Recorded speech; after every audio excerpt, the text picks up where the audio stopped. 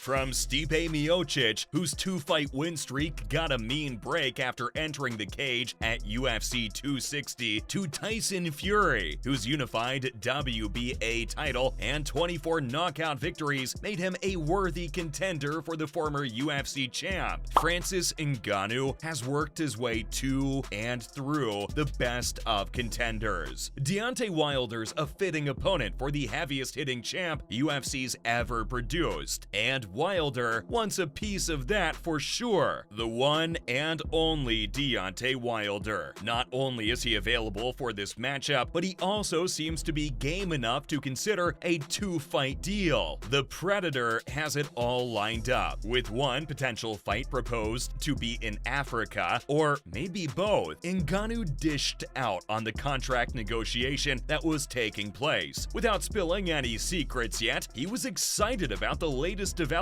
in his risky bid to leave the UFC for boxing. On the other hand, the 37-year-old Wilder is also said to be very excited about it. I'm sure he would be, given the potential for an upset against a heavy hitter like Ngannou, who closely matches his own powers. It's like going up against yourself, and who could refuse this chance to beat the best version of yourself and emerge even better? For Francis as well, this deal is a chance to prove himself after he burned several bridges to escape Dana's shadow. It's got to be a careful choice. The stakes are very high. After all, it's Ngannou's boxing debut on the line. They're pretty evenly matched in the skills department. Both heavyweights are quite accomplished in their own fields, but things work a bit differently in the ring. Still, the UFC heavyweight superstar had his roots in boxing. Thanks to that, he poses a credible threat to Deontay, but his greatest hits still need to catch up to him. Wilder possesses one thing that's more valuable than brute strength though. It's his do-or-die attitude toward perfection. The guy doesn't give up, coming back just as strong after a loss as he does after a win. It netted him a 43-2 record and a whopping 42 knockouts compared to Ngannou's 12 KOs in the UFC. His all-weather attitude is incomparable in a sport famous for get-rich-quick money. It's also just as easy to get wiped out in such a volatile sport as boxing. Some fall off the wagon, taking to drinks, painkillers, or just comfortable finances. Whatever happens, many fighters both in boxing and MMA are prone to giving up after tasting even the slightest success. The longevity of Deontay Wilder, on the other hand, can be attributed to his willpower and preparation he puts in each time. It's like a debut all over again, and so his star has always shined since his actual debut 8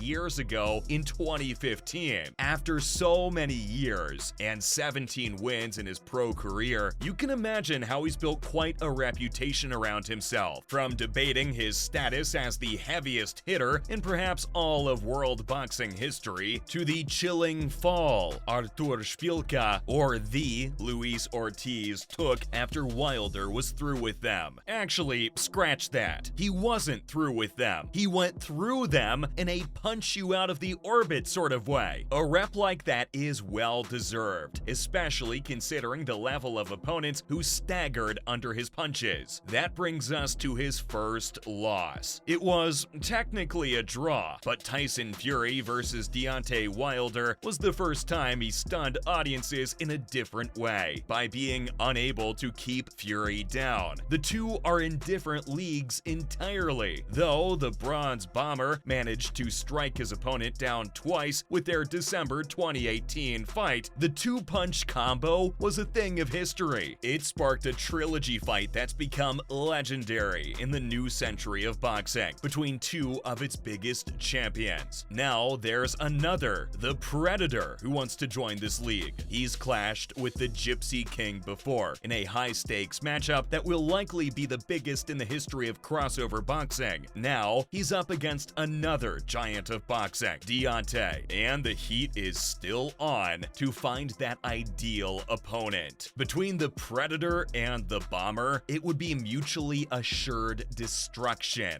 What's more, the odds are tipped to be in Ngannou's favor. The French Cameroon Cameroonian martial artist had slightly different plans than where he eventually ended up. He said that his dream since I was a kid was to become a boxer, and as you know, a dream makes you work. In the former UFC heavyweight's case, it lit a fire that's refused to go out and set new targets along the path. From being a childhood passion to becoming his new career path, it's been a dream journey for him. The 36-year-old unified the heavyweight division and retired undefeated from the martial arts promotion. Ditching Dana White for the uncertain promise of a future in boxing wasn't a careless choice. Francis knew what he was capable of. Still, the choice to turn free agent and eventually cross over into the strange new world of pro boxing would have been impossible had it not been for the confidence he and others have expressed in the heavyweight's raw talent and skills. His manager's close experience with him inside and outside the ring has made him a credible witness to Ngannou's strength. According to Markel Martin, a year at most would be the ideal time for Ngannou to knock out Deontay. In any case, it would be enough to learn the mechanics and timing he'd need to land some power shots. Wilder's a heavy hitter like Francis, but Martin's experience suggests that Francis hits way harder than Deontay. That's one thing common to both boxing and MMA success: striking hard and on point. Both Deontay and Francis have that department covered. The comeback shot that Wilder had loaded up and sent Roberts' way in Helenius versus Wilder was proof of that. On the other hand, Barack Bess has vouched for the heavyweight's ability to punch the daylights out of any competition, except for Fury, though even Fury was stung several times but got back up like a champ. Now, that's an exceptional case, so I won't dwell too much on it. But other than these minor setbacks, Deontay's shown he's also an effective counterpuncher. His sharpshooting may be a bit off-center, but he doesn't need to land it on the chin anyways. Even a minor graze from the bronze bomber is enough to take down the likes of Ortiz. Now, that's someone who knows all about the Wilder punch and what it's capable of. His verdict: it's the touch of death. Only one person has managed to garner that freakish praise about his own punching abilities: the 6'4", 250 pounds giant of human potential, Francis Ngannou. The exciting thing is, there's enough difference of opinion to this seemingly balanced matchup to keep it exciting. Suspense builds excitement. Ngannou's chances of a win are as uncertain as ever. The chances of absolute fireworks going off in this mega fight, though, are 100% certain. The proposed two-fight deal is a step in that direction, though the MMA-turned-boxing pro hasn't yet received a thumbs up from the Wilder camp. Analysts have pitched in already. These opinions count both MMA experts as well as boxing commentators. From his old home base, the UFC, colleagues like double champ Daniel Cormier have revealed harsh truths too. DC's of the opinion that despite his wild attitude and destructive amount of power, he's a technical hit and miss. The knockout is what he's always after. In that pursuit, he tends to go all out, hitting out of every corner and in every direction. The wild behavior can prove to be a no-go against Deontay, who was praised by DC as both a skilled and powerful opponent. Double trouble, as they say. So while the Predator is trouble on his own, it's mostly one note, relying on brute power. The fact that it was enough to reach the top of the food chain in the UFC tells you a lot about what Wilder might be up against. But in DC's opinion, he's a less skilled Deontay Wilder, and that's all for the two heaviest hitters in the world, preparing for a possible showdown in Ngannou versus Wilder.